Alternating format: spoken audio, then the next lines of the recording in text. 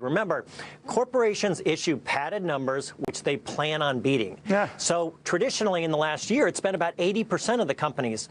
This last quarter, it was 70%, which means that 30% of American companies didn't beat their own padded numbers in the fourth quarter. That's very well put. That's very well put. The other way to think about this is this.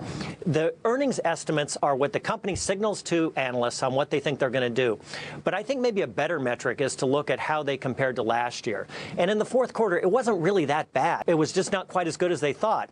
What's interesting is the clear signaling that corporations and CEOs are giving for the first quarter of 2019 and 2019 in general, which is things are slowing down, and they've been crystal clear about that, as you just pointed out.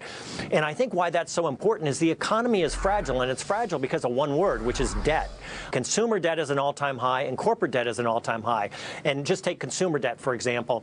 This economy has not been fueled by productivity gains. It's been fueled by people borrowing money to buy stuff. That's why you can have stagnant wages and still have growth year after year.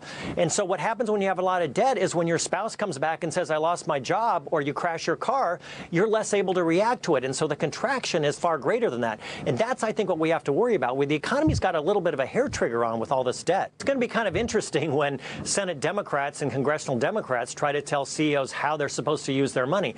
Look, it's their right to borrow money, and it's their right to spend it legally and however they want. And it's made sense in the past to use that money for corporate buybacks, to pay dividends and M&A.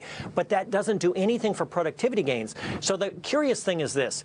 I think the Democrats are right that this cheap money, which has been fueled by Fed keeping the interest rate so low, has not been used for our long-term economic health. It's been used for short-term earnings. I think they're right there. What they're wrong about is that Washington, D.C. can start telling corporations how they should or shouldn't use their cash flow. That's where it gets tricky. Yeah, that's a dangerous area. I mean, them giving financial advice is a little risky. But we'll see. Professor, thank you very much. Good seeing you. Dave Dodson, Stanford School of Business lecturer.